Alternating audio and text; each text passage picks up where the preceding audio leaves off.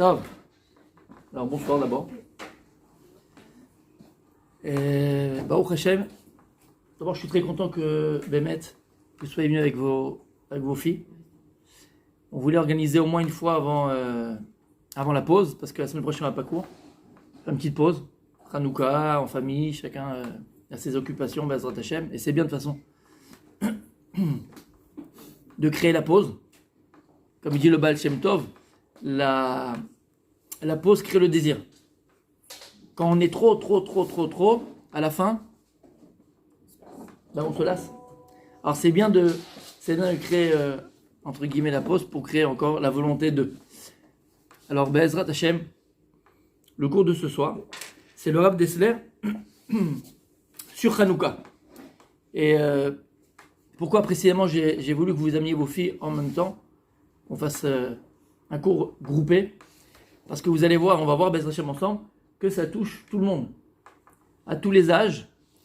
Alors bien sûr que chacun va le prendre à fonction de sa maturité, je parle des jeunes filles, mais c'est très très important. Ce cours-là, le Rav Dessler lui-même, il va le dire, c'est le secret de la réussite. Et je pense qu'on veut tous réussir dans la vie. Bezrat Hashem. Donc, le secret de la réussite. Et on verra, Bezrat Hashem, le rapport avec Hanouka. Alors, le Rav Dessler, celui qui veut aller voir, le Rav Dessler en hébreu, c'est pas en français, c'est le tome 2, page 117. Alors, il dit comme ça, il ramène d'abord la discussion dans la Gemara de Yeruvin Daf Yud Gimel. La Gemara dit comme ça, je vous la lis. Tanou Rabbanan, les Chachamim, ils ont enseigné. Shte shanim merza, nicheliku Bet Shammai Bet Hillel.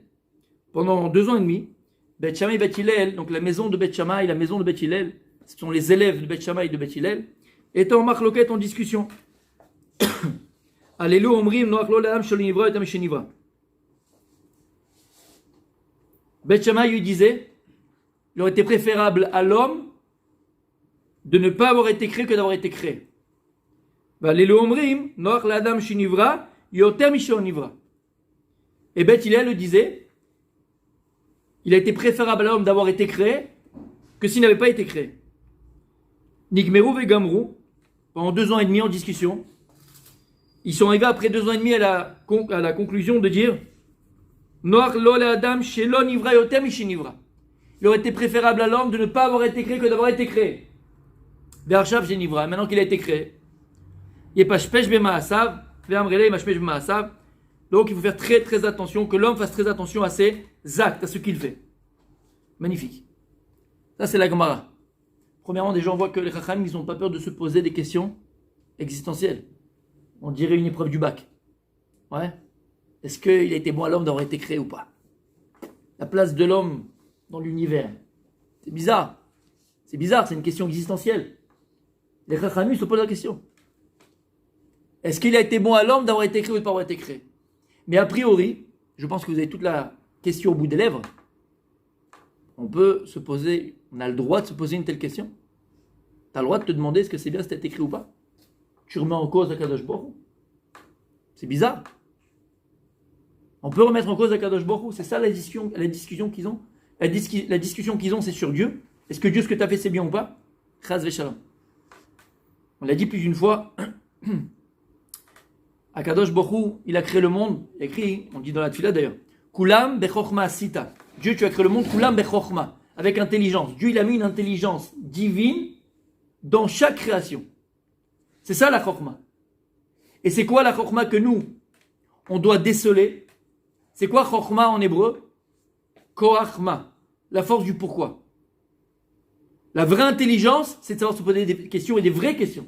Donc la chokma, c'est koachma, savoir se poser des vraies questions. Donc on a le droit de se poser des questions. Mais attention, toutes les questions qu'on a le droit de se poser, elles ne sont pas par rapport à Dieu. On n'a pas de questions par rapport à toi, Akadosh Baruch Hu. Parce que qui toi tu es pour comprendre Akadosh Baruch Hu? Puisque Dieu il est infini, et toi qu'on l'expliquait plus d'une fois, on est des êtres finis. Puisqu'on est fait d'une âme qui est infinie, mais aussi on est fait d'un corps. Et le corps c'est la matière, il a un début, il a une fin. Donc on est des êtres limités. Donc qui tu peux prétendre être pour comprendre, appréhender, ne serait-ce qu'une parcelle de l'infini? Tu peux pas. Donc toutes les questions qu'il y a dans la Gemara, ou toutes les questions que tu pourrais toi te poser, et qui sont légitimes, la preuve, attention, elles ne sont pas par rapport à Dieu. C'est pour ça qu'il ramène Rav Dessler l'explication du Rabbi Israël Salanter, Zatzal. Vous savez qui c'était Rabbi Israël Salanter? Oui? Il a fait. Rabbi Israël Salanter, c'est celui qui a été le précurseur, d'accord? Le pionnier du Moussar. Il a mis en place ce qu'on appelle, à l'époque, il y a plus de 200 ans, même il y a 200 ans à peu près, Tnuat HaMoussar. C'est quoi Tnuat HaMoussar? Le mouvement du Moussar. C'est qu'à l'époque, le Moussar, c'est donc l'éthique juive, d'accord, les travaux des Midot, à l'époque, ils n'avaient pas besoin de livres particuliers ou de temps d'études particuliers pour travailler les Midot, travailler la façon d'être. Ben Adam Lachavero, l'homme avec son prochain, l'homme avec Dieu, la place de l'homme dans l'univers, tout ce qu'on est en train de dire maintenant. Il n'y a pas besoin. Pourquoi? À travers leur étude de la Gemara, à travers leur étude, ils arrivaient à tirer un enseignement. Mais les générations sont descendues de niveau. Et ils se sont rendus compte que les gens étudiaient comme des brebis, mais bon, allez-y. Comme des robots, comme des brebis, comme des chèvres. D'accord? Et donc, ils ne tiraient plus l'enseignement adéquat. Parce que à quoi il sert ton étude si tu n'es pas ce que tu apprends? À rien. Je pèse mes mots. À quoi il sert ton étude si ce que tu apprends, tu ne le mets pas en application? À rien. Parce qu'après, ça vient des mathématiques, ça vient de la philosophie, ça devient de la biologie, et ça ne vient pas de la Torah. La Torah, c'est une Torah de vie. Torah Bechaim, on dit. Torah Traim, c'est une Torah de vie. Donc, il s'est rendu compte de cela, et il a créé un mouvement du Moussar. Et lui, il disait qu'il faut un temps dans la journée d'études. Il faut s'asseoir et étudier le Moussar, l'éthique juive, le travail sur soi, sur ses midot. Ok. Et le Rav Dessler ramène pour expliquer cette marloquette, cette discussion de Beth Shammai et Beth Hillel. Et il dit, ce qu'on vient un petit peu d'expliquer maintenant à l'oral, il dit que c'est certain que la marloquette Beth Shammai et Beth Hillel, elle n'est pas vis-à-vis de Dieu. Elle n'est pas par rapport à se poser la question, est-ce que Dieu, ce qu'il a fait, c'est bien d'avoir créé l'homme ou pas? Qui, toi, tu es pour juger Dieu? Tu n'es rien, tu comprends rien. Donc la question n'est pas par rapport à Kadosh Baruch Hu, elle est par rapport à qui? Par rapport à toi, l'homme. Et il dit comme ça, la discussion, elle est de savoir, est-ce que la personne, l'homme, il est capable, la personne est capable de se dire tous les matins quand il se lève, Tov li shinivra. Lorsque tu te vois dans la glace, tous les matins, tu dis, Kadosh Baruch Hu, t'as bien fait les choses, franchement. Ah, je te comprends. Bémet, est-ce que la personne, elle peut se dire, Tov li shinivra, est-ce qu'il a été bon pour moi, Bémet, d'avoir été créé? Et je comprends, Bémet, de manière logique, rationnelle, 1 et 1 font 2, par ma réflexion, je comprends ma place, je comprends pourquoi je suis venu dans ce monde-là, et je comprends le but de ma venue dans ce monde-là, et je comprends ma mission, et je comprends pourquoi Dieu m'a créé, et je comprends ce que je fais ici. Ou bien, la vie, elle est tellement difficile, tellement compliquée. Il y a tellement de hauts, tellement de bas, tellement d'épreuves, tellement de difficultés, que Bémet, c'est impossible qu'une personne puisse se dire, je comprends Dieu pourquoi tu m'as créé. Je comprends la vie, je comprends pourquoi, je comprends ceci, je comprends tout. Non, c'est tellement difficile, c'est tellement compliqué, il y a tellement d'épreuves que la personne ne peut pas se dire, Bémet, je comprends d'un rationnel pourquoi j'ai été créé. Et là, comme dans tout, à partir du moment où tu ne comprends pas quelque chose, c'est là où commence, où débute la émouna, la foi. J'accepte. Et j'accepte parce que je sais qu'à que tout ce que tu fais, c'est pour le bien. Même si je ne le comprends pas rationnellement, je ne peux pas me l'expliquer, j'ai la foi que tout ce que tu fais, c'est pour le bien. Et si tu m'as créé à Kadosh Baruch Hu, même si je ne le comprends pas rationnellement, alors je sais que c'est pour le bien. Comme ça explique le marloquette Beth Shammai et Beth Hillel. C'est clair? Oui? Ok. Et là rentre en jeu le Rav Dessler. Écoutez bien ce qu'il dit.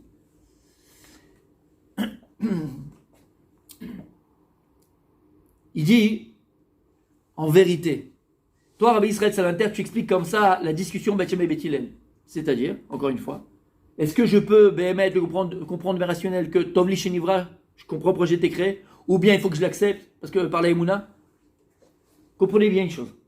Tout ce qui a été écrit dans le Talmud, tout ce qui est écrit dans les Midrashim, tout ce qui a été écrit dans la Torah Kedosha, toutes les histoires qu'on est en train de nous raconter dans la Torah, dans Sefer Bereshit, maintenant on va arriver avec Yosef, qui va se faire vendre par ses frères et machin, c'est une histoire extraordinaire. Il faut comprendre une chose.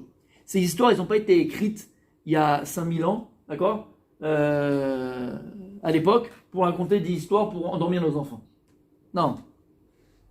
Une histoire dans la Gemara, un Midrash, il traverse le temps.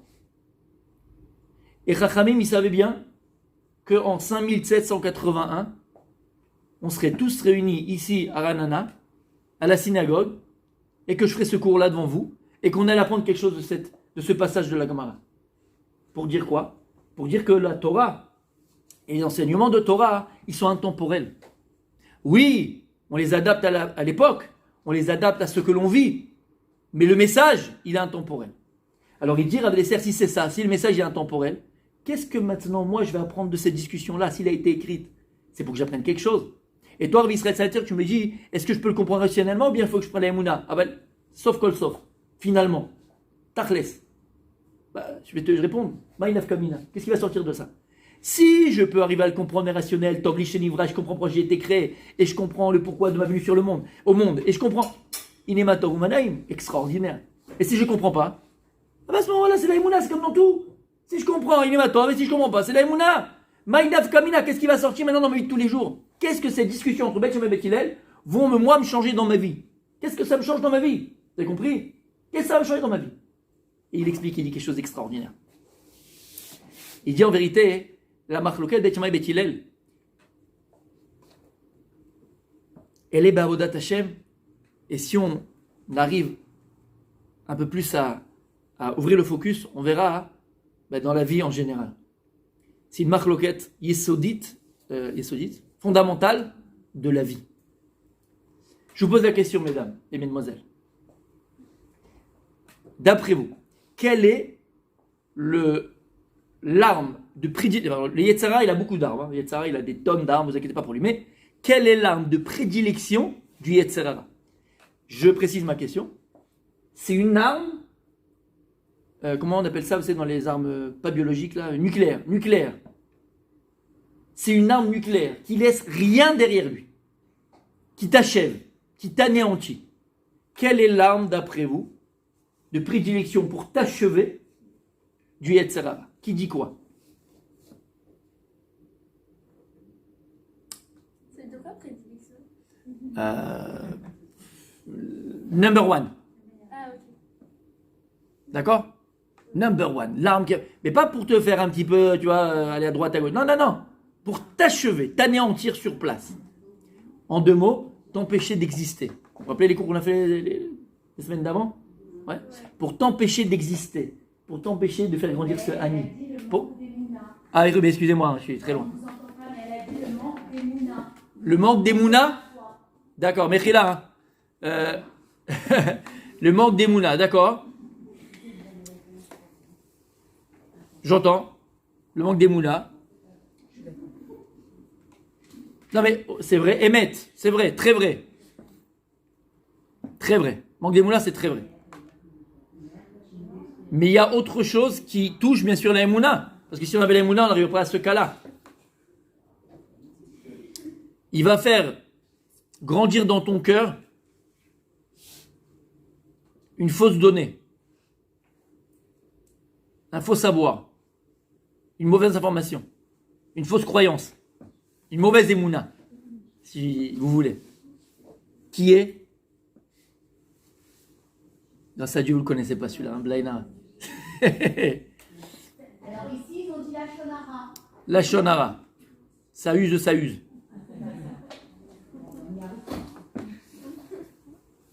sais pas si on a bien Arme compris de la- destruction massive, cherchez le truc.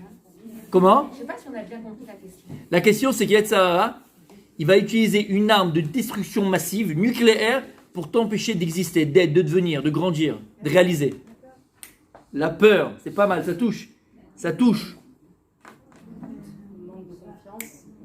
Le doute, ça touche. Et tout ça amène à quoi? Le manque de confiance en soi. Manque de confiance en soi. Mais c'est quoi? Ça amène à quoi? C'est une chose. C'est quoi la racine? Il a fait tout ça, ça amène à quoi? Tu peux douter, mais tu vis encore. Il y a des gens qui doutent, mais ils vivent. Ils vivent dans le doute. Non, là, ça t'achève, là, c'est fini, il n'y a plus rien. Pchette. Comment? J'ai pas entendu. Voilà. En français, ça s'appelle quoi? Audrey. Non, je vais pas demander son nom. Hein. On fera un jeu comme ça, qui est qui?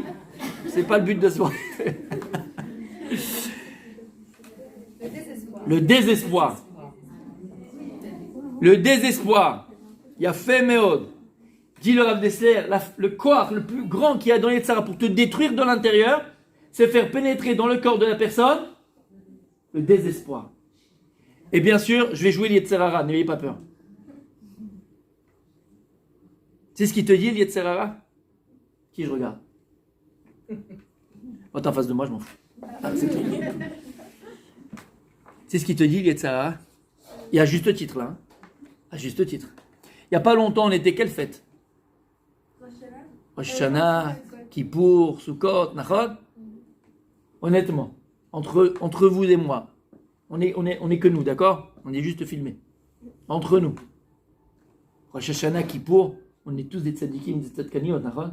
On va à la synagogue, on prend sur nous des trucs. Cette année, je rajoute ceci, cette année, je rajoute cela. Chacun, il grandit, il évolue selon ce qu'il est, mais on prend tous des choses sur nous. Dis-moi la vérité. Qu'est-ce qui reste de ton Kippour ou de ton Rosh Hashanah? Non, réponds pas. Je vais te le dire. Rien. Rien, tu sais pourquoi? Parce que tu es une récidiviste. On est tous. C'est pas grave. Récidiviste, c'est que tu recommences à chaque fois les mêmes erreurs, la même chose. On est tous des récidivistes. Ouais. Tous les Yom Kippour, toi, Shana, Kadosh, je pense ça sur moi, ça sur moi. Et combien de temps, Bémet, ça dure ce qu'on a pris sur nous? Rien. Combien de fois tu as essayé de prendre des choses sur toi? Combien de fois tu as dit, allez, maintenant cette année-là, cette année-là, c'est autre chose. Je vais me faire ceci, je vais faire cela, ça y est, je prends un nouveau départ. Dans mon couple, avec mes enfants, je vais être plus présente, je vais être plus présent, je vais faire ceci, je vais faire cela, dans ma vie professionnelle, dans ma Vodat Hashem. Ok? À chaque fois, j'ai allumé les rotes de Shabbat un quart d'heure après. Maintenant, je vais essayer de faire au moins une minute avant. Et voilà. Et on va. Chaque année, on prend quelque chose. Et chaque année, il reste rien. C'est vrai ou c'est pas vrai? Donc, entre toi et moi, t'es nul. Mais oui. Mais oui. Il faut, à un moment donné, arrêter de se mentir et voir la réalité en face. D'accord? On est bon à rien. On n'arrivera pas. Combien de fois on a pris sur nous, Bémet, de bonnes résolutions? Allez, j'ai plus gros moi à la maison. Allez, je dis plus ceci. Allez, je fais plus cela. Et ça n'a pas duré 2 minutes. Moi, je parle de moi, mais c'est vrai. Bémet, je vous assure, je ne rigole pas. Si vous saviez combien je me travaille, la Motsé Kippour, pour pas tomber déjà. Motsé Kippour. Je parle pas de lendemain ou 2 jours après. Motsé Kippour, déjà, t'as tout oublié. Comment c'est possible? D'accord ou pas? Oui. Te mens pas, arrête de mentir. Je peux pas. Arrête de mentir. D'accord? Et il te dit de toute façon combien, regarde autour de toi. Bémet, combien autour de toi ont réussi dans la Vodat Hashem, par exemple? Combien ils ont réussi? Il y a eu quelques-uns qui sont arrivés, Blainara, des Tzadkaniot, des Tzadikim. Combien ils ont réussi même dans la vie professionnelle? Combien ils ont réussi? On n'est pas tous des Bill Gates, c'est des machins. On n'est pas. On est tous moyens, on va galérer comme tout le monde. Et puis tous les fans de haine. Ok, tu avais des attentes et tu avais des trucs, mais il faut être capable aussi de ces attentes-là. Tu comprends ce que je te dis? Alors arrête de mentir. T'arriveras pas, mais toi tire ça dans ta tête. D'accord? Oui ou non? Oui. Oui. T'as pas le choix. Je t'ai donné la preuve par 1 fond 2. De toute façon, tu le plantes à chaque fois. Il dit Rav Dessler, bien sûr, j'ai joué le Yetzara Nachon. Et Yetzara, c'est cette petite voix qui est en nous, en chacun de nous, et qui est là toujours pour nous rabaisser. Toujours pour dire que de toute façon, t'arriveras jamais. Et il va nous donner les preuves de ce qu'il dit. Et il a un dossier. Et c'est ça qui est compliqué à comprendre, c'est ça qui est difficile à comprendre. C'est qu'il a des vrais dossiers sur nous. Et il est là, il nous sort les dossiers, et quand on voit ces dossiers-là, on se dit, bah mec, il a peut-être pas tort, quoi, c'est vrai. Et dit Rav Dessler, la marloquette entre Beth Shammai et Beth Hillel, elle est de savoir comment combattre le Yetzer Hara du désespoir. Comment combattre cette force négative, cette pensée négative, cette force négative qui est en nous, et qui nous rabaisse, et qui nous éduque et qui nous murmure tout le temps à l'oreille, tu n'arriveras jamais. Tu n'arriveras pas. Laisse tomber, ne commence même pas. Comment combattre Yetzer Hara? Puisque toute la vie c'est quoi? C'est grandir, réaliser, devenir, construire. Et il t'empêche de le faire. Que ce soit dans ton couple, encore une fois, que ce soit avec tes enfants, que ce soit professionnel, dans ta Vodat Hashem, avec ton relation avec Dieu. Il est là pour que tu n'arriveras jamais. Laisse tomber. Il dit Rav Dessler, la marloquette, Beth Shammai et Beth Hillel, de savoir comment combattre ce Yetzer Hara là du désespoir, qui nous empoisonne l'existence. À chaque fois qu'on va faire quelque chose de bien, à chaque fois qu'on va se prendre en main, à chaque fois qu'on va aller de l'avant, à chaque fois qu'on va reprendre le dessus, paf, on retombe de désespoir. Et de qui on désespère en vérité? De nous-mêmes. Et il dit comme ça. Beth Hillel, on va arriver maintenant à Hanouka, Bezrat Hashem, vous allez voir. Beth Hillel, la mida de Beth Hillel, vous savez que dans la Gemara, il y a toujours marqué Beth Hillel, Beth Shammai, nachon? Beth Hillel, Beth Shammai. Et la halakha est comme qui? En général, Beth Hillel. Il y a 3 endroits où la halakha est comme Beth Shammai, la halakha qui est Beth Hillel. Pourquoi la halakha est comme Beth Hillel? Vous savez pourquoi? Dire la mida de Beth Hillel, c'est mida ta chesed. Il représente le chesed. C'est quoi le chesed? Le chesed, c'est itpashtut. Ça, tu comprends, itpashtut? Ouais. C'est dispersion. C'est le don. C'est aller vers l'extérieur. D'accord? On aller vers les autres. Ça, c'est mida de Beth Hillel. D'ailleurs, il y a une Gemara dans Masechet Ktuvot. Elle dit Ketzad meragdim ifna akala. Alors on explique c'est quoi? Comment on danse devant la kala? Comment on réjouit le khatan et la kala dans leur mariage? Comment on réjouit le khatan? Et là, Gemara elle dit lorsque tu vas voir le khatan et tu lui dis waouh, quel kala tu as pris. Alors, les mots de la Gemara c'est quoi? Tu lui dis kala na'a vachasuda. Quel kala tu as pris? Kala na'a, elle est agréable, vachasuda, elle est pieuse. C'est-à-dire que tu lui parles de sa kala comme si c'était le paquet du monde, il a eu le jackpot. Et là, tu fais la mitzvah de réjouir le khatan. La Gemara pose la question et elle dit d'afé. Donc comment tu réjouis le khatan? En disant kala na'a vachasuda, une kala qui est agréable, pieuse, sa deck est magnifique. Tu parles de la kala. Mais si maintenant la kala, elle est ni na'a et ni chasuda, elle a ni l'un ni l'autre. Pour rester gentil. D'accord? Tu fais quoi? Kaddish? Tu fais Shema Israël? Qu'est-ce que tu fais? Tu as le droit de lui dire ou pas? Ce que tu lui dis, tu mens. Tu mens si tu lui dis. On a le droit, on n'a pas le droit. Hein? Non mais il n'y a rien à faire. On a pris tous les chirurgiens esthétiques du monde, il n'y a rien à faire. Comment? On lui ment? Il y a un passage qui dit Midavar sheker tichak. Éloigne-toi du mensonge. On dit rien? Alors tu fais pas la mitzvah de le réjouir? C'est quand tu vas le voir qui Mazel Tov, il dit alors tu fais quoi? Tu dis quoi? T'as un problème? Hein?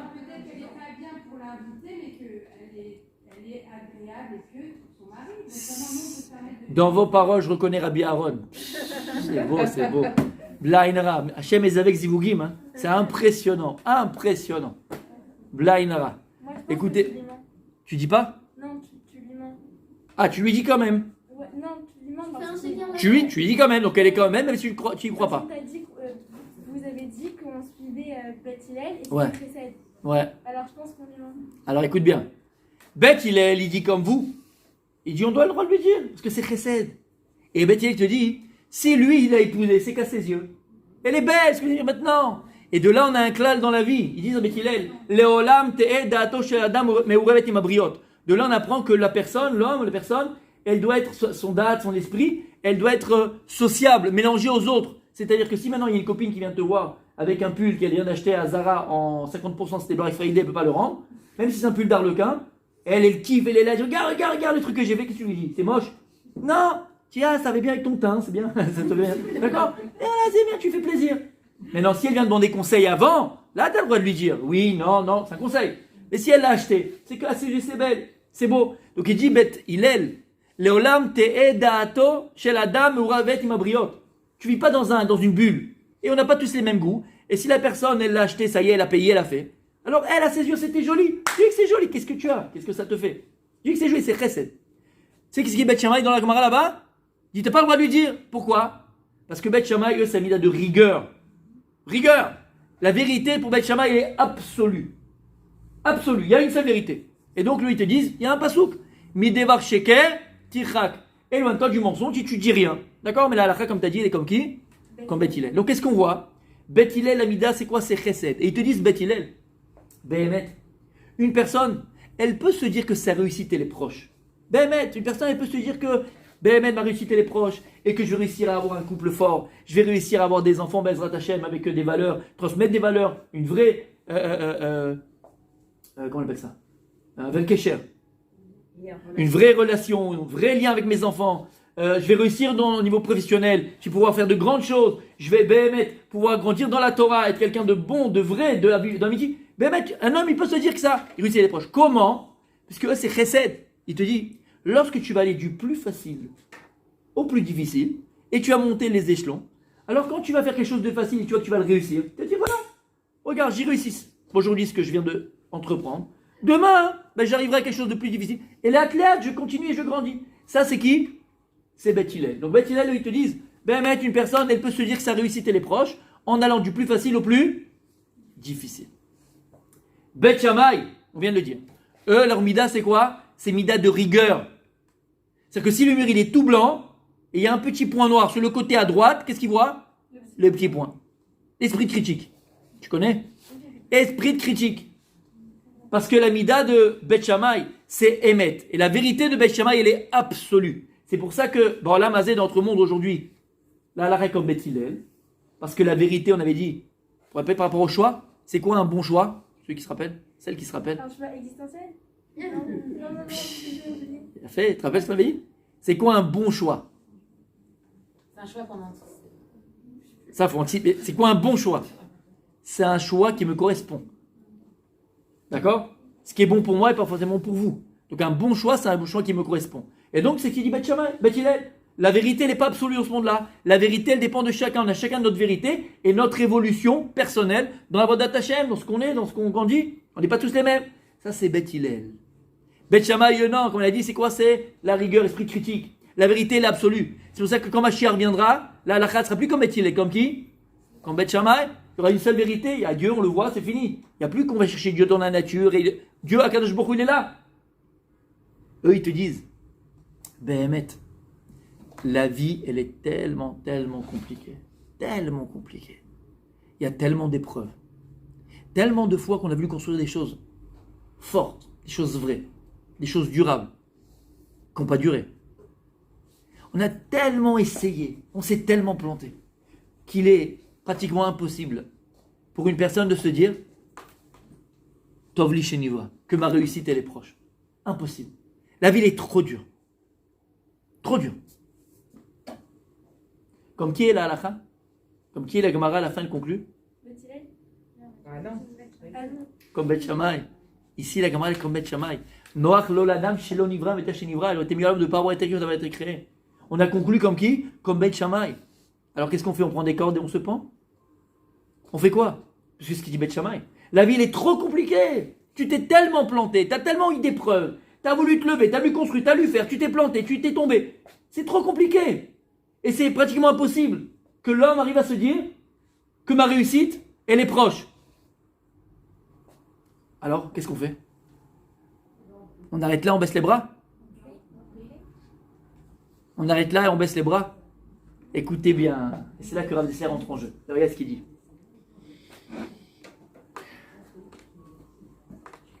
En shum etza li'itgaber al yetzer hara. On n'a en vérité aucun conseil à te donner pour combattre le yetzer hara du désespoir. Alors qu'est-ce qu'on fait ici?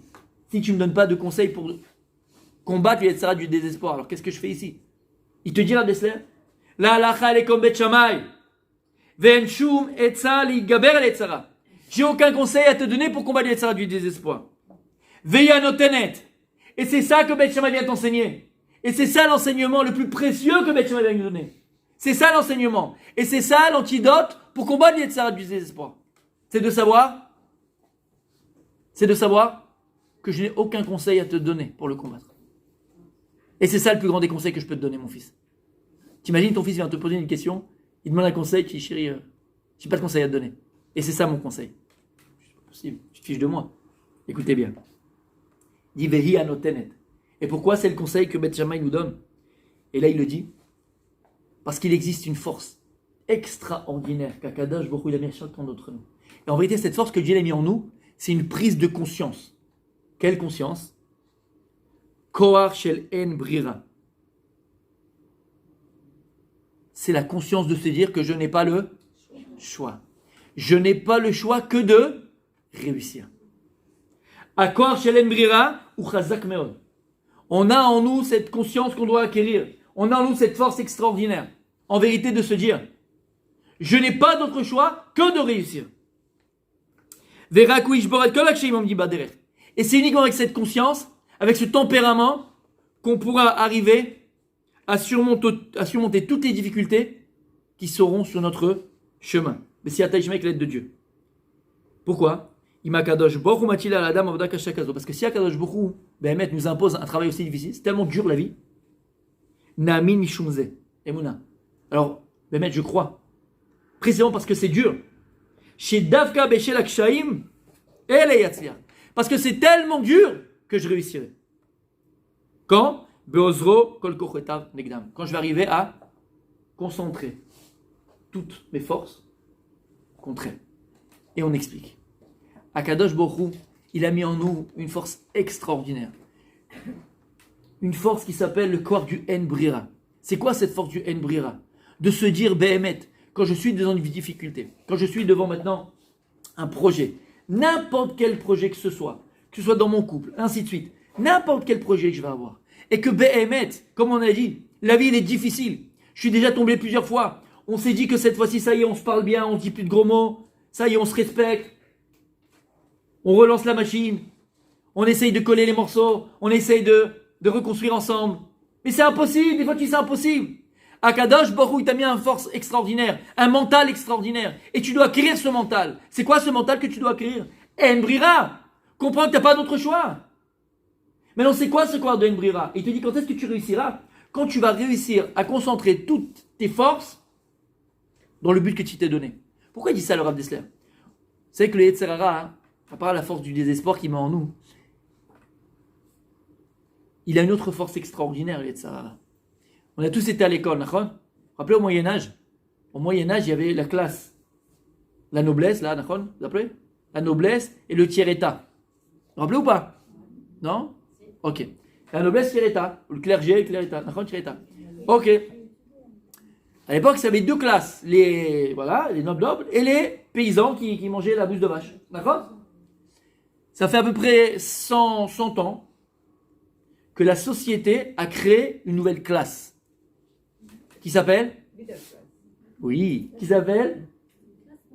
Yafé, en français, la classe moyenne. Alors, qu'est-ce qui a créé cette classe moyenne? C'est le capitalisme. C'est quoi le capitalisme? Et c'est qui cette classe moyenne d'abord? C'est nous, les pigeons. À l'époque, il y avait les très très très riches et les très très très pauvres. Maintenant, il y a un peu de riches, 10% de l'humanité, bon, des pauvres, 20% de pauvres, et entre les deux, 70% de personnes, c'est nous. On espère avoir la tête là-haut pour aller là-haut, et on a peur d'aller vers le bas. C'est la classe moyenne. Mais comment elle a été créée, cette classe moyenne, quand je viens de le dire? Par le capitalisme. Qu'est-ce qu'il a créé, le capitalisme? On vit dans une société de consommation. Et c'est toute la journée, les pubs, les pubs, les pubs, les pubs, les pubs, les pubs, les pubs. Et qu'est-ce que ça crée en nous? Un désir profond de plein de choses en même temps. D'accord? Comment le capitalisme il nous a rendu moyens? Parce qu'on veut plein de choses en même temps. Et en général, quand tu veux plusieurs choses en même temps, qu'est-ce qui te reste entre les mains? Il n'y a pas grand-chose. Ouais. C'est un capitalisme, il a découpé notre volonté en plusieurs petites volontés. Donc on veut plein de choses en même temps. On se lasse très vite de tout d'ailleurs pour pouvoir encore reconsommer. Et donc on reste moyen, parce qu'on ne va pas à l'essentiel. Mais le Yetzer Hara, il fait exactement la même chose. Le Yetzer Hara, c'est un coupeur de saucisson de volonté. Qu'est-ce qu'il fait avec toi, le Yetzer Hara, tu sais? Il va couper et découper ta volonté comme un saucisson. Le Yetzer Hara, pour t'empêcher d'être, de devenir, de te réaliser, puisqu'on est volonté, vous vous rappelez ce qu'on avait dit? On est une volonté. Qu'est-ce qu'il va faire? Il va te faire vouloir plein de choses en même temps. Mais à partir du moment où tu veux plein de choses en même temps, à la fin, il te respire entre les mains, c'est pareil. Puisque tu étais dispersé. Et dire à Dessler, au contraire, la volonté qu'on a, elle est, celle qui était là au cours les semaines passées, la volonté, elle est divine. Puisque d'où vient la volonté? De la Neshama. La Neshama, c'est une partie divine. Donc on a expliqué que notre volonté en vérité, elle est infinie, elle est divine. Donc rien ne devrait arrêter notre volonté. Si ce n'est que, voilà, pendant ce cas-là, le Yetzer Hara, il va nous faire vouloir plein de choses en même temps. C'est comme si on a un Bachou Yeshiva, d'accord, qui va être le champion du monde de football. Tu veux pas être le Gdol Ador, d'accord, et champion de... Il y a des choses qui ne vont pas ensemble. Il va vouloir te faire vouloir la chose et son contraire. Et à la fin, c'est comme une couverture, lorsque tu étires dans les deux côtés, tu la déchires. Qu'est-ce que tu as? Tu n'as rien. C'est pareil. Il va nous découper notre volonté. C'est un découpeur. Et il le sait plus que nous. Parce qu'il sait très bien, Yetzer Hara, que si maintenant on mettait toute notre volonté dans le but qu'on s'était donné, forcément, on arriverait à notre but. Puisque notre volonté, elle est divine, elle est infinie. Donc on arriverait tous à notre volonté. On arriverait à tout ce que l'on s'est donné comme projet. Mais il va te faire découper ta volonté en plusieurs volontés pour qu'à la fin, tu n'aies rien entre les mains. T'as compris? Et il dit à Abdeslam, Derech ha'avoda shel en brira, yesod gadol ibavodat Hashem. Ce secret-là du en brira, on va l'expliquer maintenant. C'est quoi ce en brira? De se dire que je n'ai pas d'autre choix que de réussir. J'ai pas d'autre choix que la réussite. Alors, à ce moment-là, quand on a ce mental-là, quand on a cette conscience-là, automatiquement, on arrivera à accomplir même des choses qui nous paraissaient impossibles. Regardez les exemples. Alors nous, on vient de France. Et vous êtes nés ici, les filles? Vous êtes nés en France? D'accord, bon. Pas rien faire. Hein. Elles sont comme nous. Il y avait, je ne sais pas si vous vous rappelez, vous avez peut-être toutes participé à des compétitions en France, quand vous étiez jeunes à l'école. Ça vous arrive? Gymnastique, moi j'étais un club de foot, on joue au foot, on est tout machin. Non? On a tous participé à des compétitions. Et je me rappelle, avant de rentrer sur le terrain, dans le vestiaire, l'entraîneur, qu'est-ce qu'il te dit? Ta prof, qu'est-ce qu'elle te dit? Comment on a été élevé? Avec quelle philosophie on a été élevé en France? Coubertin. L'essentiel, c'est de participer. Ça, c'est la philosophie du loser. Philosophie du perdant. Je me rappelle que lorsque moi j'étais plus jeune, il y a un truc que j'aimais beaucoup, c'était les Jeux Olympiques d'été, pas d'hiver. Jeux Olympiques d'été, j'aimais beaucoup, le 100 mètres, le saut à la perche, les machins, j'aimais beaucoup.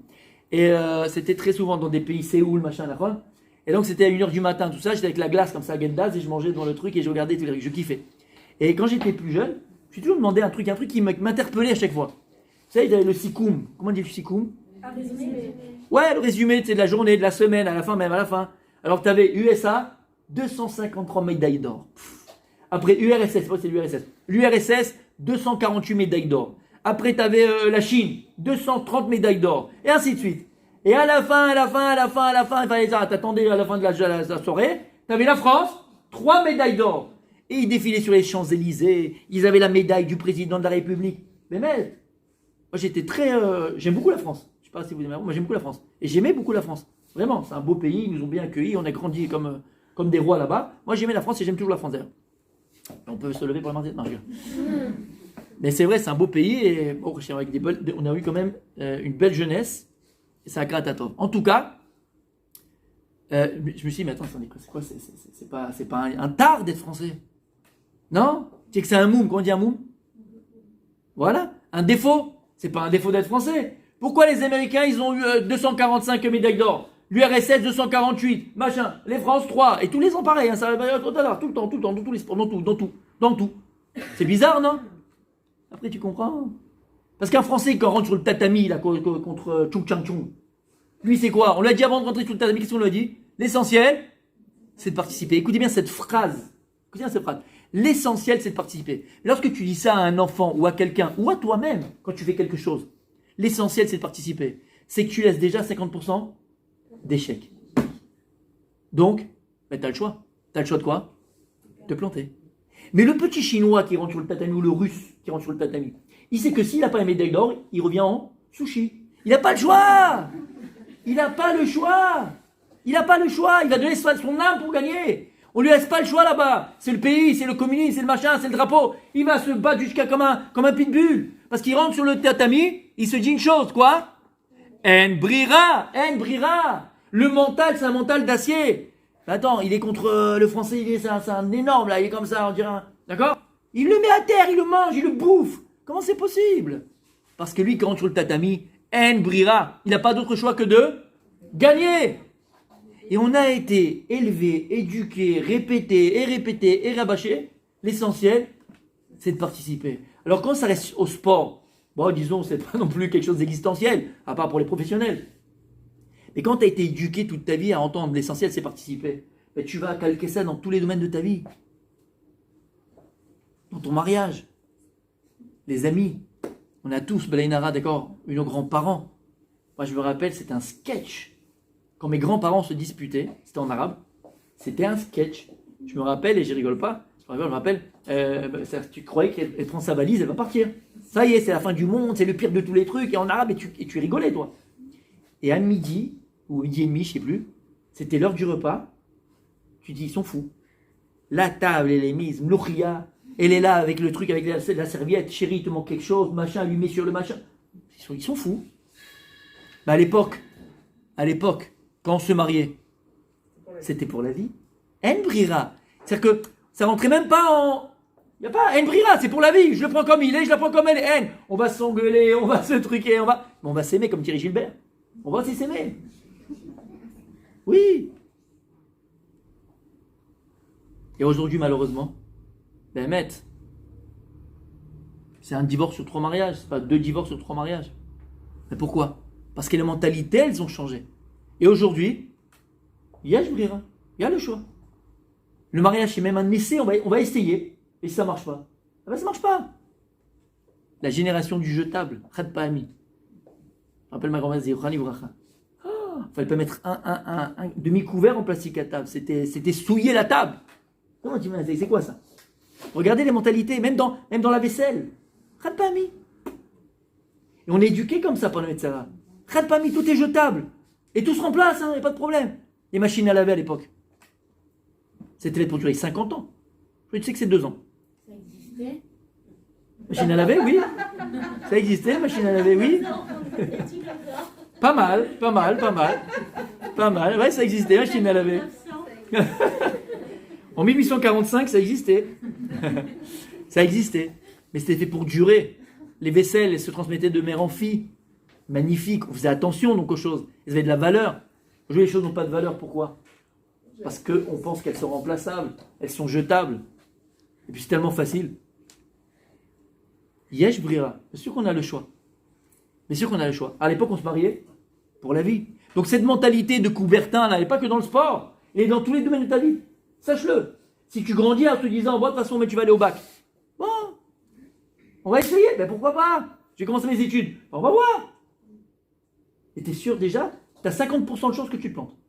Pourquoi? Parce que tu laisses la passe à l'échec. Tu laisses la passe à l'échec. Un exemple qui nous touche tous.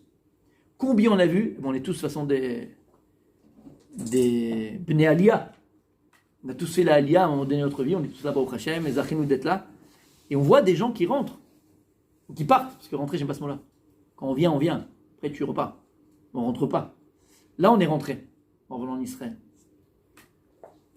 Sans juger personne, c'est pour nous-mêmes que je parle. Mais regardez autour de vous, pas pour regarder autour de vous, pour analyser pour vous-même. Pardon. Très souvent, les gens qui n'ont pas réussi en Eretz Israël, qui n'ont pas réussi en Israël, qui sont retournés en France, par exemple, c'est des gens qui avaient le choix. C'est-à-dire, ils avaient toujours un pied à terre en France, ils avaient encore le travail peut-être en France. Donc il y a toujours une possibilité d'eux. Mais les personnes qui sont venues en Israël, qui font de l'Aliyah, ils ont tout fermé là-bas, ils ont tout vendu, ils n'ont plus rien. Et le gars, il est là, il travaille ici. Lui, Embrira, lui, il restera là malgré vent et tempête. En malasot. Quand tu as le choix, tu te mets déjà 50% dans l'échec. C'est toujours comme ça. Ça va? En brira. Et il dit Rav Dessler, quelqu'un qui va avoir ce mental de en brira, qui va acquérir ce mental de en brira, et te dire, je n'ai pas d'autre choix que de réussir. Et dans tout ce que tu vas accomplir, tu vas t'imaginer dans ta tête, tu es le petit chinois sur le tatami. Tu vas pas lâcher. Mais attends, regarde, comment il s'appelle l'autre là, le géant là, le français là. Mais tu peux pas, c'est une montagne. Je fais 60 kilos, il fait 255 kilos, je peux pas. Impossible. Ouais, lui, ça y est, je veux pas donner de lui. Donc, les anciens. Mais parce que, je peux faire un cours sur le football, parce qu'il y a beaucoup de football, mais la mentalité française, elle a changé. C'est pourquoi elle a changé? Je fais une petite parenthèse. Parce qu'il y a beaucoup de joueurs français à l'époque, fin des années 90. Excusez-moi les filles, ça. Dans la fin des années 90, mais c'est vrai, mais c'est le Moussa Raskel. Ils ont commencé à jouer à l'étranger, dans les plus grands clubs de football à l'étranger. Avant, les joueurs français, ils jouaient au football, ils jouaient en France. Donc, petite tête, Coubertin. Après, ils ont joué au Real Madrid, dans les Milan et dans des grandes équipes. Où là-bas, c'est quoi? C'est la gagne. Là-bas, on te paye le salaire, tu mets 25 buts par truc et tu m'amènes la coupe. D'accord? Eh ben, il y a eu ce mental-là. C'est pour ça qu'ils ont réussi maintenant à gagner et devenir quelque chose. Parce qu'il faut changer dans le mental. Tant que tu as le choix, alors tu laisses une place à l'échec. Et regardez, il donne l'exemple de Rav Dessler d'Avraham Avinu. Il dit, comment est-ce que c'est possible qu'Avraham Avinu, entre nous, quand on lit l'histoire des tzadikim et d'Avraham Avinu, de nos pères, la première chose qu'il a eu Avraham Avinu, c'est quoi? C'est Ur Kazim. C'est quoi Ur Kazim? C'est l'histoire, d'accord? Lorsque son père lui a dit tu gardes le magasin d'idoles, il a cassé tous les idoles, il a amené à Nimrod. Et il lui a dit regarde Abraham, soit tu te jettes dans la fournaise, soit tu fais Avodah Zara et tu as la vie sauve, tu choisis. Mais si tu ne te prosternes pas et tu ne fais pas de chouva entre guillemets, je te jette dans la fournaise. On sait tous qu'est-ce qu'il a fait Abraham avec nous. Il s'est jeté dans la fournaise. Alors quand on lit ces histoires-là, d'accord, c'est joli, c'est mignon, nous on pense que voilà, c'était facile pour lui. Comprenez que ça fait partie de l'émission, c'est partie des épreuves d'Abraham Avinu. C'était une épreuve. Et une épreuve, elle est toujours là pour te faire grandir. Et tu as toujours le choix devant une épreuve. Soit de la surmonter, soit d'y rester. Donc Abraham Avinu, Behemet, nous on a l'histoire après qu'il est surmonté. Mais Abraham Avinu, c'était une épreuve pour lui, c'était difficile pour lui. Il dit Rav Dessler, Behemet, qu'est-ce qui a permis à Abraham Avinu de surmonter cette épreuve-là? Parce qu'il aurait pu commencer à réfléchir. Qu'est-ce qu'il aurait pu se dire à Abraham Avinu? Attends, à quoi ça sert que je me jette dans la fournaise? Je vais mourir maintenant. Alors que dans le monde, il n'y a que moi qui dis qu'il y a un Dieu qui existe.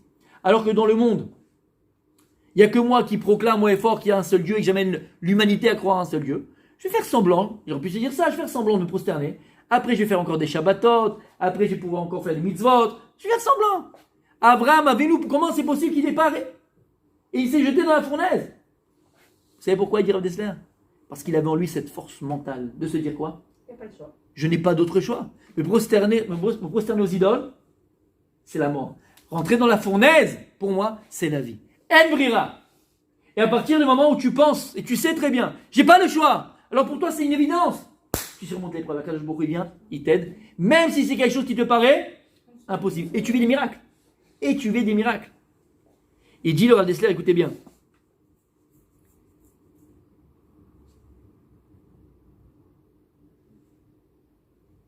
Avant de donner à Dessler, juste je termine par rapport à ce courant de Mbrira. En vérité, écoutez bien.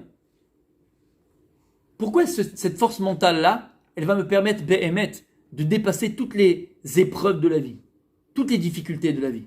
Qu'est-ce qui se cache au niveau psychologique derrière ce mental de fer, d'acier que je dois avoir, de me dire, Mbrira, je n'ai pas d'autre choix que de réussir?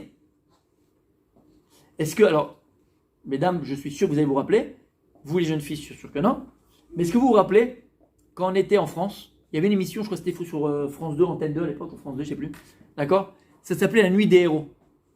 Vous avez connu cette émission? Vous vous rappelez? Ouais? Ah d'accord. Vous vous rappelez là-bas? La Nuit des Héros. C'est vrai? Ah, c'était super sympathique. Vous vous rappelez? La Nuit des Héros, c'était quoi le principe? C'était des histoires vraies qui s'étaient passées. Par exemple, il y a eu un incendie dans le 4e étage à Paris. Et un type, il est passé par là, il est monté par la gouttière, il est monté par le truc, il a sauvé la grand-mère, le caniche, le pigeon, il est descendu, machin. Et après, ils refont le reconstitution, on lui donne des cadeaux et machin. Vous vous rappelez? Magnifique, la Nuit des Héros, j'adorais cette émission-là. Bref, j'ai appris un truc de fou, de ça, moussard extraordinaire de ça. Apprendre moussard de tout. Après, le journaliste, il lui posait la question, on a pour l'émission, comment t'as fait, comment ceci. Très souvent, qu'est-ce qu'il répondait? Je n'avais pas le choix. J'avais pas le choix. Et tu sais pourquoi c'est tellement vrai? Parce qu'en réalité, ce quark de Mbrira, il a cette faculté de t'amener au maximum de tes possibilités, plus que ça. Il est capable aussi de te transcender. Quand maintenant, tu as mettre le choix, tu ne vas pas donner le meilleur pas donner toute la patate, tu vas donner toute ta force dans ce que tu fais, parce que tu as toujours le choix. Comme on vient de donner la LIA, tu ne vas pas mettre toutes tes chances de ton côté, parce que tu as le choix de rentrer en France. Quand tu rentres sur le terrain, moi, c'est participer. Donc si j'ai perdu, de toute façon, je vais passer sur les Champs-Élysées, avoir la médaille du président, donc de toute façon, j'ai le choix. Et ainsi de suite. Et je me marie, ben ça ne marche pas. Eh ben j'aurai une autre femme, et ça marchera après. Donc à chaque fois, il y a le choix. Mais si tu rentres dans cette mentalité, ce mental d'acier de te dire que je n'ai pas d'autre choix que de réussir, tu sais qu'est-ce que tu vas être capable de faire? Arabanite, tu sais? De te transcender. C'est quoi transcender? Liot le ma'ala mi hakochot shelach. Te dépasser. Zekoach ilei. Mamash liot le ma'ala. Avoir une force surnaturelle. C'est surhumain. Et d'ailleurs, une personne, d'accord, qui se trouve dans une situation sans issue, et elle sait de toute façon qu'il n'y a pas le choix, c'est elle ou personne. Mais tu vas voir qu'elle va être capable, même si elle n'est pas nager, elle va nager, elle va faire. Comment elle a fait? Comment c'est possible? Et très souvent, les gars, dans cette émission-là de La Nuit des Héros, qu'est-ce qu'ils répondaient? C'était un gringalet, on aurait dit Popeye sans les épinards. Et comment il a fait celui-là? Comment il a fait? Parce qu'il avait une force extraordinaire. Il s'est dit, j'ai pas le choix. Et il a été capable de se transcender. T'entends ce que ça veut dire? Parce que des fois, on a devant nous des choses qui sont impossibles à faire. des projets qui nous paraissent impossibles, des situations même qui nous paraissent impossibles, insolubles. Combien de fois on a essayé de recoller les morceaux et ça n'a pas marché? Combien de fois? Combien de fois? Et là, je suis pas en train de parler parce qu'il faut rester pour les enfants et ceci. Non, je parle pour le couple en tant que tel. Vous êtes passé sous la choupa. Remets ta vidéo de mariage. Regardez le regard que vous avez eu sous la choupa. C'était pas du mytho. C'était pas du mytho. C'est pas du mytho. C'est qu'il y a eu un problème à un moment donné, on s'est plus compris, on n'a pas communiqué, il y a eu... Ok, on s'est un peu éloigné, tout ce que tu veux. Mais il y a eu quelque chose au départ, il y avait un départ. Il n'y a pas de départ, il y a eu un départ. Vous êtes liés.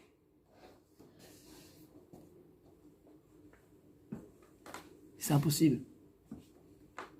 C'est impossible.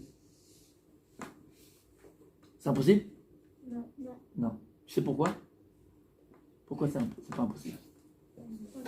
Parce que t'as pas le choix. Parce que t'as pas le choix. T'as pas le choix. T'es en dernière année d'études de médecine, je sais pas ce que t'es en train de faire.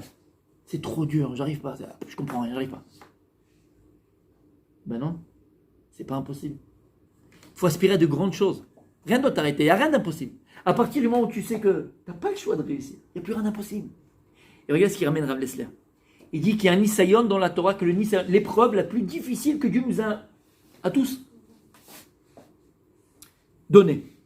Il dit, c'est quoi ce Nisayon qui est impossible? C'est que dans la Torah, il y a ce qu'on appelle le Navi Sheker. C'est quoi le Navi Sheker? C'est un faux prophète. Et le faux prophète qui viendra, il y a écrit comme ça, c'est un faux prophète, c'est pas un vrai prophète, c'est pas le croire, parce qu'en fait son idée à lui, c'est de nous détourner de la Torah. Mais il va venir, il va faire des prodiges. Il va te dire je marche sur l'eau. Il va marcher sur l'eau. C'est pas possible. Et Dieu tu ne le crois pas, c'est un faux prophète. Mais attends, comment tu veux Dieu que je ne le crois pas s'il fait des il vole? Il me dit je vais voler, il vole. Tu veux que je ne le crois pas? Ce qu'il dit, il le fait. Il fait des miracles. Et je ne vais pas le croire. Il dit Rav Lessler, c'est une des épreuves les plus difficiles que la Torah nous demande. De ne pas croire à un faux prophète qui fait des miracles. C'est impossible. Voyez ce qu'il dit. Alors comment je vais pouvoir moi le combattre, ce Nisayon là, le surmonter? Il y a écrit dans la Torah. Qui menaçait Hashem lokechem etrem ladat ayeshrem oavim et Hashem lokechem bechol avakron nefsherem. Mais en vérité, Kadosh Baruch Hu vient t'éprouver pour savoir si vous l'aimez, si tu l'aimes de tout ton cœur, de toute ton âme. Et il dit une phrase, Rav Lessler, cette phrase-là, je crois que je la prononce, ça fait 250 fois peut-être que je fais ce cours. J'ai des frissons. Écoute bien. Écoutez bien. Al yedé ha'ava efshar lamed davar shenon ireh al pi hasechel. Al yedé ha'ava efshar lamed davar shenon ireh al pi hasechel. Par amour, on va être capable de rendre quelque chose d'invraisemblable vraisemblable. Même si quelque chose, al pi sechel, rationnellement parlant, c'est impossible. Mais par amour, on va être capable de rendre quelque chose d'irrationnel, rationnel. On va être capable de rendre quelque chose d'invraisemblable, vraisemblable. Et il continue.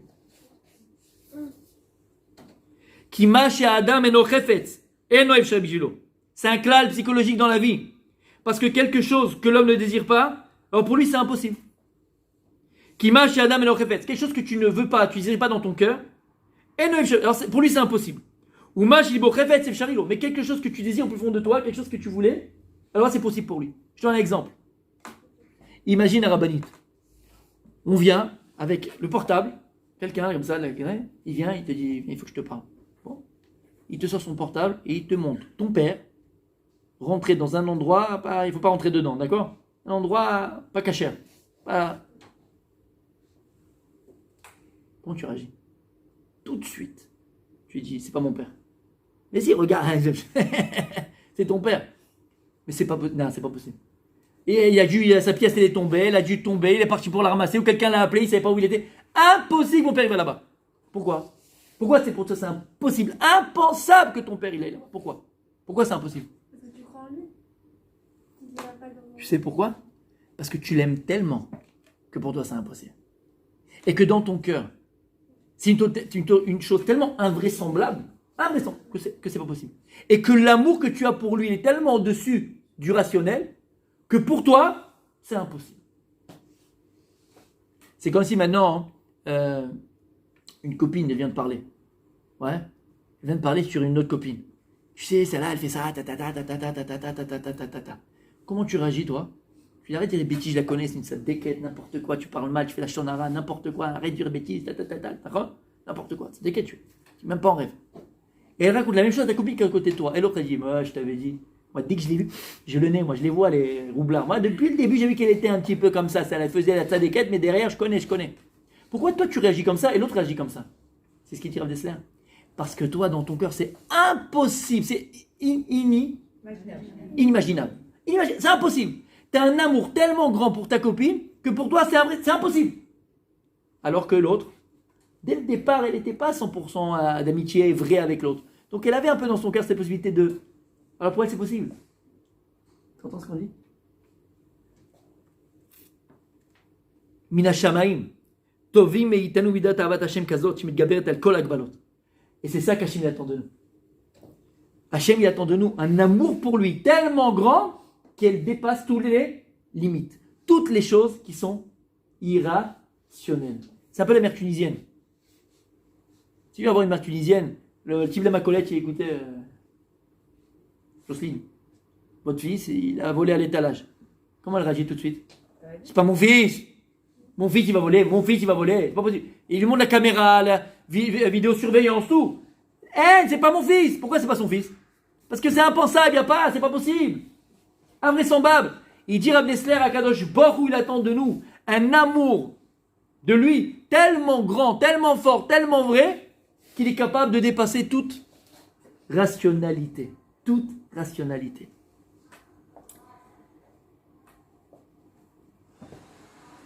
Et il dit, c'est exactement ce que dit David Amelach dans le Teilim.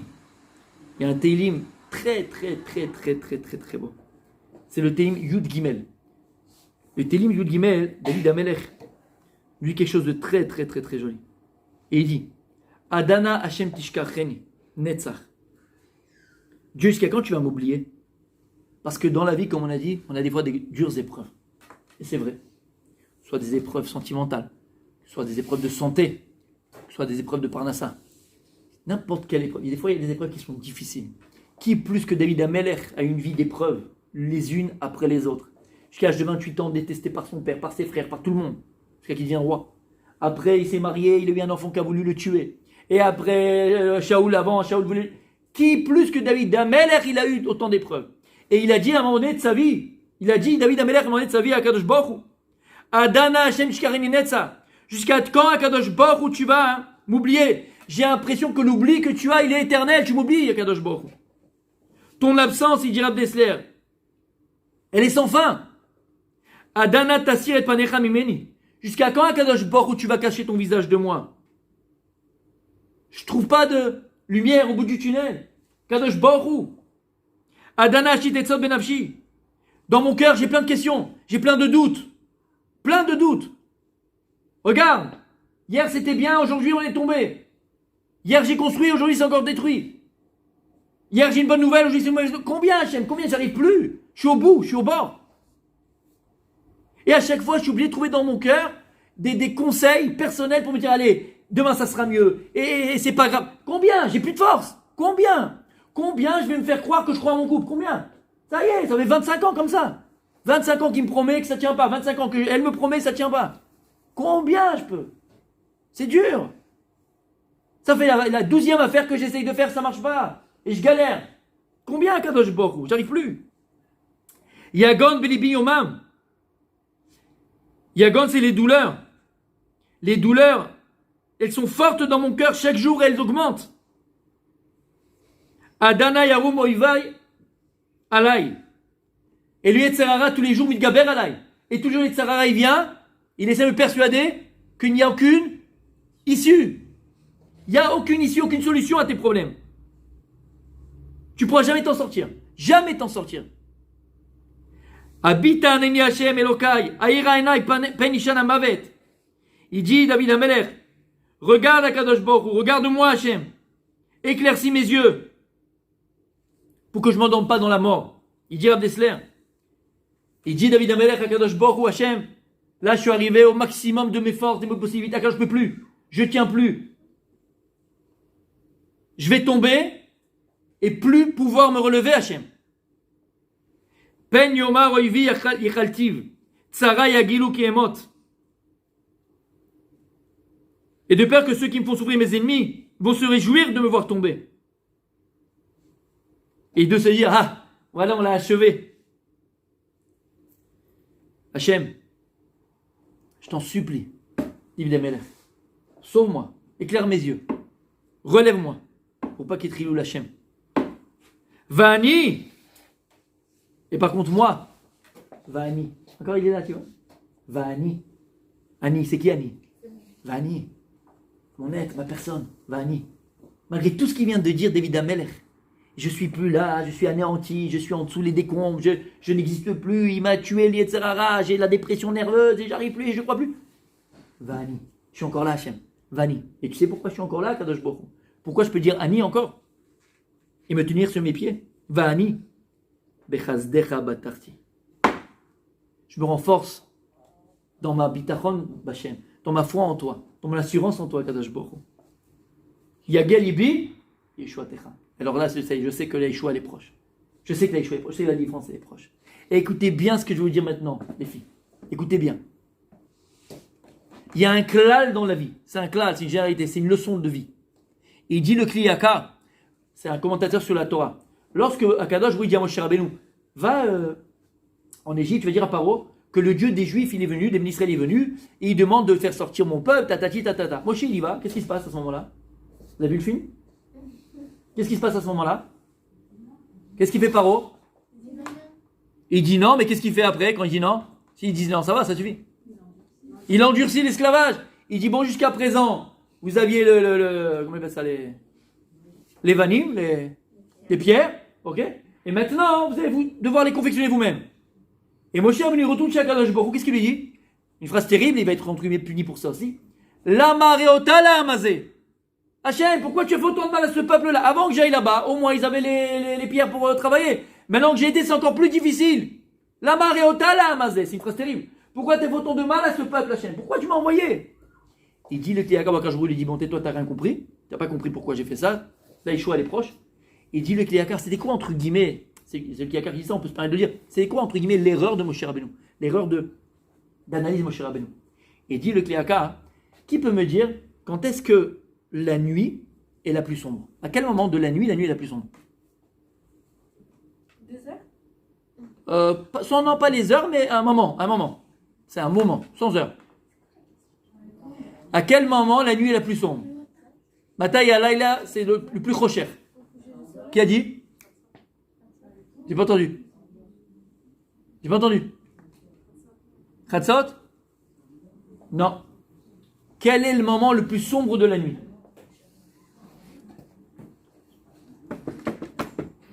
Oui, mais encore. Oh! Juste avant le lever du jour. Comment on appelle le matin la tfila? Shacharit. Ça veut dire quoi Shacharit? Shachar c'est le matin maintenant. Eh ben bravo. C'est quoi Shachor? C'est le noir. Alors le matin tu dis Shachor, on est fous les juifs. Shacharit. Parce que juste avant c'était le plus Shachor que maintenant c'est le matin. Shacharit c'est Shachor. Il n'y aurait pas eu de matin si avant il ne faisait pas Shachor. Et ben voilà. Pourquoi on appelle Shacharit chez nous? Dieu il a créé le monde comment? Vaï Erev, Vaï Boker. Dieu d'abord il a créé la nuit, Massé Bereshit, et après il a créé le matin. Ben, c'est comme ça dans la vie. Ça. Oh, il a fait. En vérité, pareil. Et il dit le Kliyaka, un autre exemple. Et après, c'est ce que vous avez dit. Malheureusement, c'est connu. On a un médecin. Et après, j'ai fait du Rav Dessler et je l'ai vu de mes propres yeux, malheureusement. Il y avait le meilleur ami de ma femme, c'était donc le couple, c'était nos meilleurs amis. Et sa femme était malade, elle avait la maladie. Et à cette époque-là, donc elle était à l'hôpital et c'était matzav très très très très critique, après 3 ans et demi de maladie. Et j'ai dû voyager en France il y a 10 ans, 12 ans. Et j'espérais qu'une chose, c'est que quand je reviendrai de France, elle serait encore là parce qu'on m'avait dit que le matzav était très très grave, que je puisse lui dire entre guillemets au revoir. Et c'était le meilleur ami de ma femme, un couple vraiment nos meilleurs amis. Bref, et quand j'étais en France, c'était une dame, cette femme-là, elle aimait beaucoup, ce qu'elle préférait, c'était des sandwichs camembert. D'accord? C'était ce qu'elle adorait. Et donc quand j'étais en France, j'ai acheté les camemberts qu'elle aimait, tout ça, j'ai mis une baguette de France, Et quand je viens, Bezrat Hashem, je lui fais une baguette camembert comme elle aime et tout. Et Baruch Hashem, elle était encore là.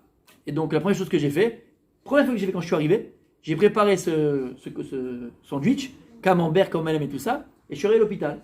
Quand je suis arrivé, donc mes meilleurs amis étaient là, et je lui demande des nouvelles parce que et c'était critique. C'était une question de jours ou d'heures, quoi. Les médecins disaient qu'il n'y avait plus rien à faire.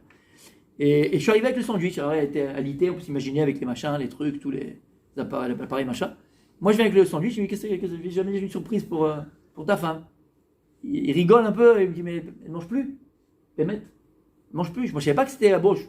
Je savais que c'était fini, mais je pensais qu'elle pouvait manger ou. Il me dit elle mange plus. C'est gentil, bon, dis que quand tu viendrais, ça va faire plaisir, elle sourire tout ça, mais elle peut plus manger. Moi je me suis dit d'accord. Je suis rentré. Donc elle était là, j'étais content de la voir. Et je lui ai amené le sandwich. Et je lui ai dit voilà, je t'ai amené un sandwich, c'est comme tel, je lui ai montré tout ça. Ben, elle m'aide que c'est vrai. Elle s'est levée. Elle s'est levée. Il était comme un fou, le mari, il avait les larmes aux yeux. Et elle s'est levée, elle a fait Netilat, je me rappelle, elle s'est assise sur une chaise, elle s'est levée du lit. Elle a mangé le sandwich. Elle est niftaret la nuit même. Les médecins ils savent que lorsque le malade, on sait que c'est fini, et tout d'un coup il y a un sursaut d'eux, c'est que la vie, le corps, Dieu il a donné comme ça la nature, que le corps il cherche la vie, il attend la vie, il tend vers la vie. Et donc il va mettre toute la patate, toute la force, tous les nerfs, force de vie, il va les mettre maintenant. Mais en réalité c'est un signe que c'est bientôt, malheureusement, la fin. Et il dit le Kliakar, pourquoi c'est comme ça? Pourquoi c'est comme ça? Le moment le plus obscur, c'est juste avant le lever du soleil. Au moment où la vie va quitter le corps, c'est le moment où il y a plus de vie. Comment c'est possible? Il explique que Dieu il a créé comme ça, dans ce monde-là, la chose et son contraire.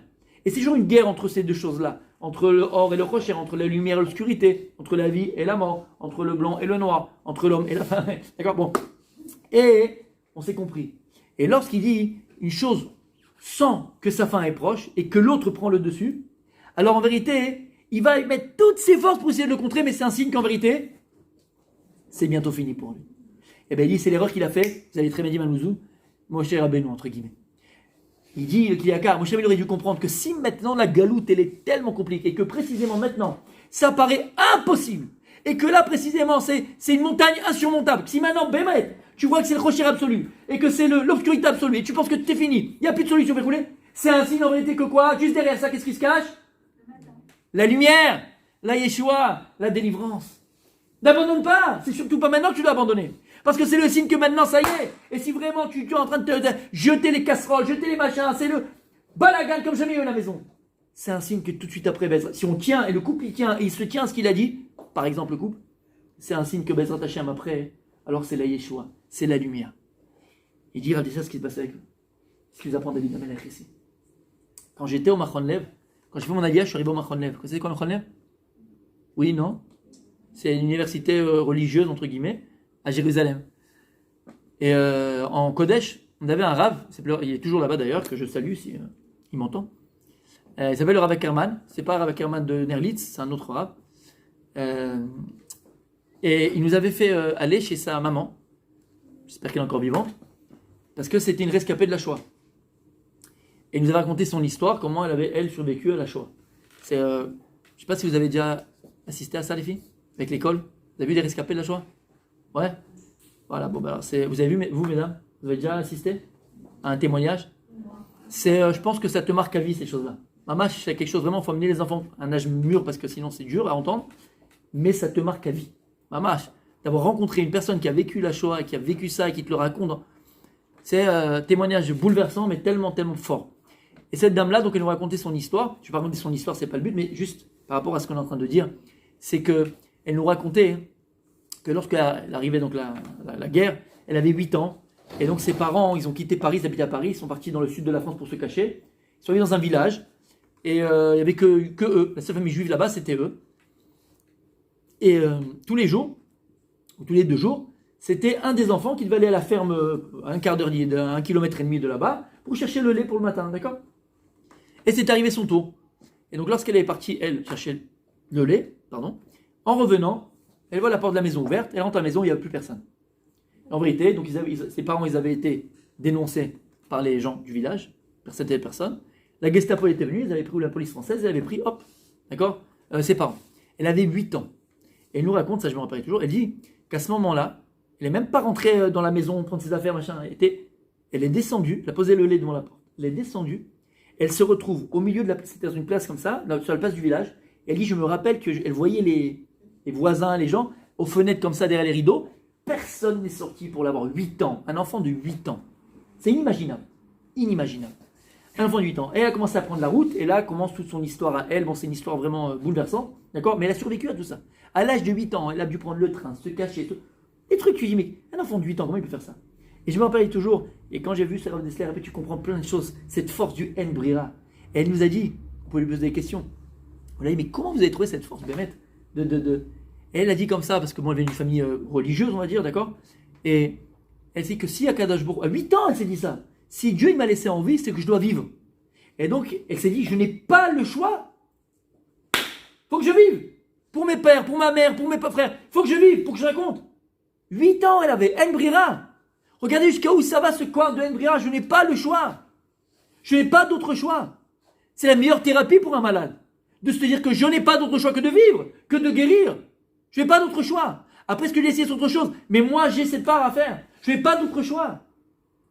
Coubertin, il ne rentre pas dans la maladie. Coubertin, il ne rentre pas dans mon couple.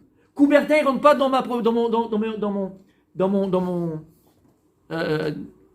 chose professionnelle. Il ne rentre pas. Il n'y a pas de Coubertin. Je ne laisse pas la place à l'échec. Mais en vérité, et entre parenthèses, je parlais de l'échec tout à l'heure, Nachon. Ça existe, l'échec. Entre nous. Est-ce que l'échec existe? Mesdames, l'échec existe? Vous m'entendez bien, hein? J'essaie de crier, d'accord. L'échec existe? Écoutez bien ce que je vais vous dire, on a bientôt terminé. On termine en conclusion par rapport à Hanouka. Il dit Rav Dessler, est-ce que l'échec il existe? Vous savez pourquoi il n'existe pas l'échec? Parce que regarde bien, tu as 2 solutions. Soit à un moment donné, tu as voulu faire quelque chose, tu avais un projet. Alors soit maintenant toi, c'est pourquoi ça n'a pas marché? Pourquoi ça n'a pas marché?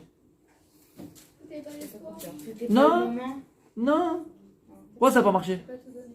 Voilà, je dis. Oui. École buissonnière, tu connais? Le type il va ouvrir un primeur. C'est que pour faire un primeur, le fruit et légumes, il faut se lever à 4h du matin. Il faut aller, en France c'était à Ragis. Ragis? Oui, ici en Israël, à Jérusalem, c'est à Givat Shaul. Il y a tout le centre là-bas. Il faut être le premier à prendre la meilleure srora. Il faut être à 4h du matin. Tu prends la srora, tu le mets, tu fais le masser, t'enlèves, tu trucs, tu mets l'étalage. 6h t'es ouvert. 8h, 9h que c'est l'Ibrahim, t'es fermé. Si le type il veut faire primeur, mais il se lève à 10h et il ferme à 4h, en vérité, c'est pas un échec. C'est quoi? C'est un manque de... Non, c'est un manque de toi-même. C'est ton manque d'investissement. C'est que tu n'étais pas là au moment opportun, c'est tout. Donc c'est pas un échec. Tu comprends? Et si jamais maintenant, Bémet, tu as mis toutes les choses de ton côté, et tu as travaillé comme une folle ton examen, tu as mis pour ton projet professionnel, tu as mis toute la patate, tu as mis tout machin, tu as réfléchi, tu as fait ce qu'il fallait, le magasin, belle ancienne, tu as tout fait. T'as tout fait. T'as pris des bons sroras, t'as mis des belles jupes, t'as mis des bons hauts, t'as tout fait. Ben mettre comme il fallait, t'as pris conseil, roulé, et ça n'a pas marché. C'est un échec? Non. Alors c'est quoi? C'est quoi? C'est que c'était pas pour toi. C'est quoi? C'est quoi? C'est ce qui fait le français. Quand il tente quelque chose, il tente un projet, ça n'a pas marché. Qu'est-ce qu'il fait le français?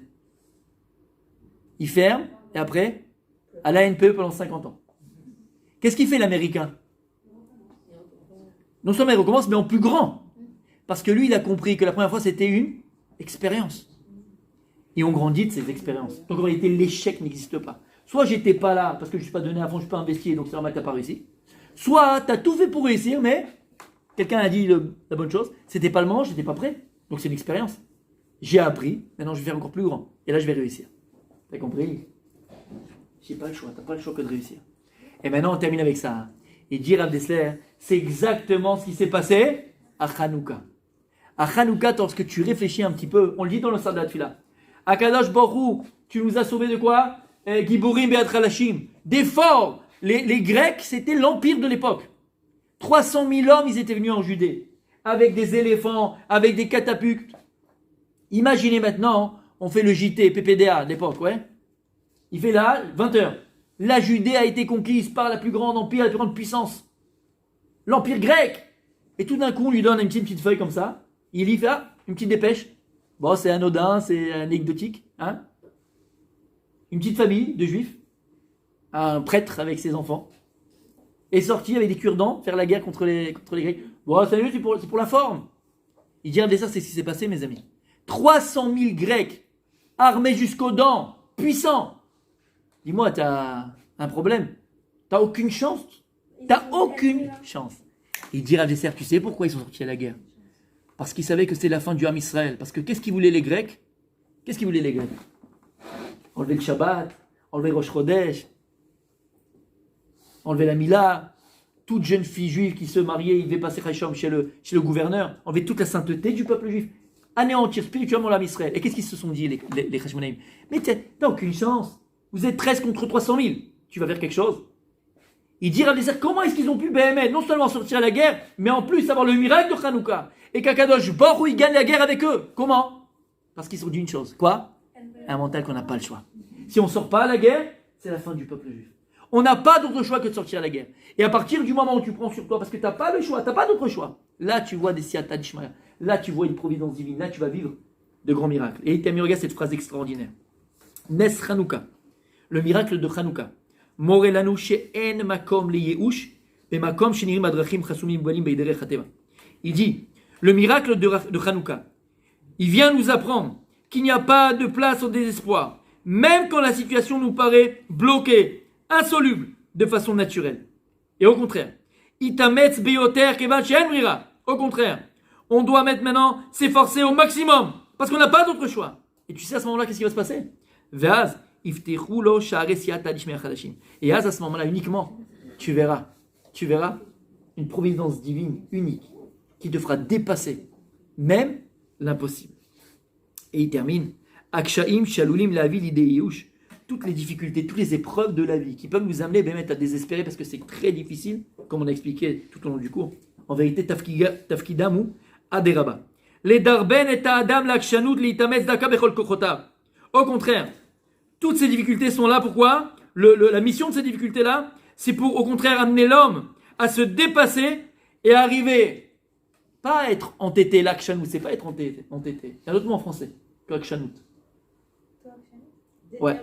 Déterminé, merci madame. À être encore plus déterminé et de l'itametz et de mettre toutes ses forces dans le projet que tu t'es donné.